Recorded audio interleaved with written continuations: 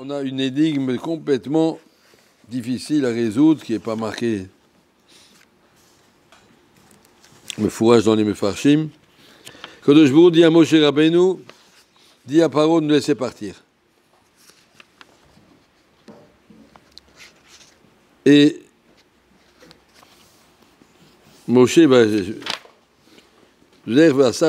Israël va leur dire, va Martem Elav, vous allez vous avec Ziknei Israël chez Pharaon, et vous lui direz, Hashem Elokea Ivrim Nikra Alenu, Akadosh Baruch Hu est apparu vers nous, on veut partir une semaine, un voyage de 3 jours dans le désert, après on fait des corbanotes. Ils n'ont pas demandé à Pharaon de partir, ils ont demandé à Pharaon 3 jours de vacances pour aller faire un corban, après on revient. Pourquoi Akadosh Baruch Hu n'a pas dit à Pharaon tout de suite, on veut partir? Et on ne doit rien à personne.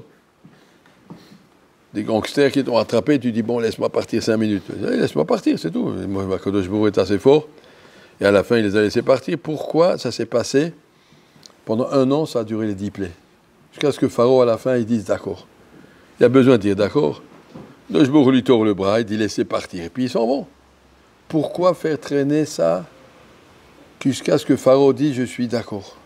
S'il n'est pas d'accord, ça fait quoi? Le but de rester à la sortie d'Égypte, il faut sortir, on ne va pas rester là comme ça. On est esclave d'un pays qui est pas, à qui on ne doit rien. Ils nous embêtent, ils n'aiment pas les Juifs, ils nous ont fait souffrir. Alors que Kadosh Baruch Hu a dit, bien, on s'en va.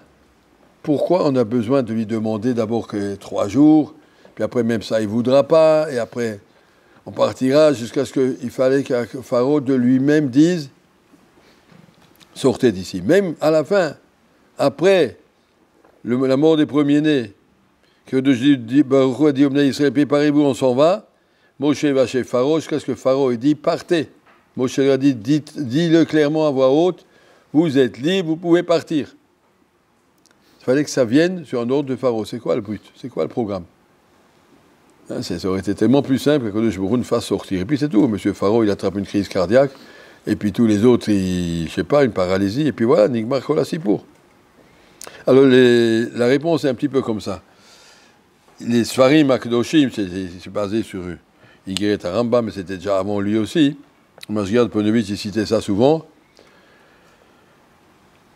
Pharaon et Mitzrayim symbolisent le Yetzer Hara et le gouffre. Am Israël symbolise la Neshama, Moshe symbolise le Sechel.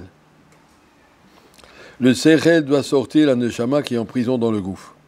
Moshe doit sortir le Bnei Israël de Mitzrayim.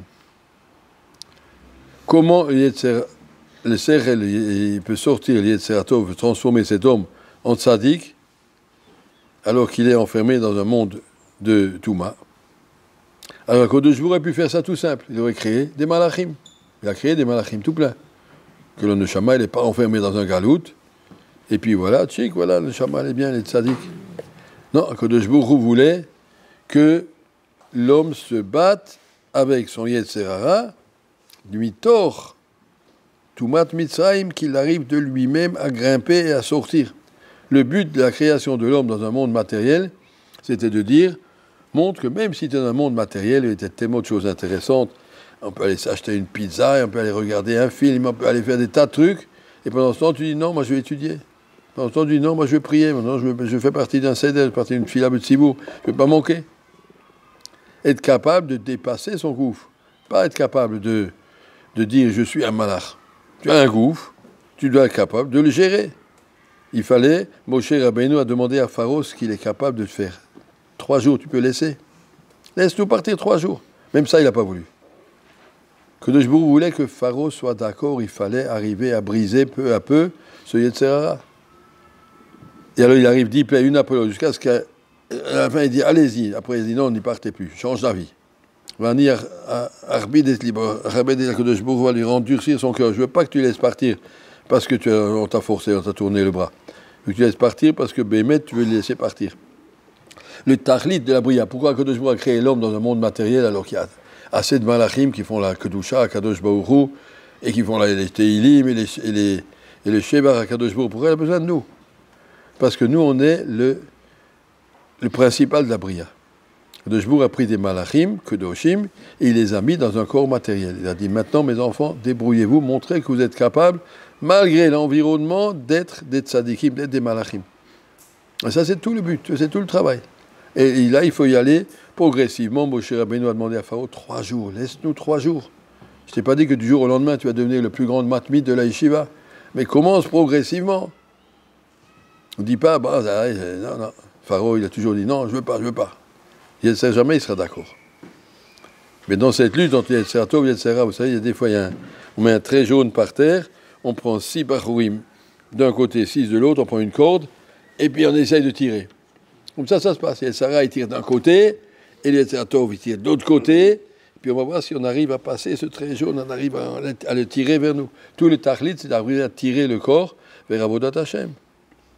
De dire à Kadosh Baruch Hu, même qu'on a un corps matériel, avec notre corps matériel, on met tout ça au service de Kadosh Baruch Hu.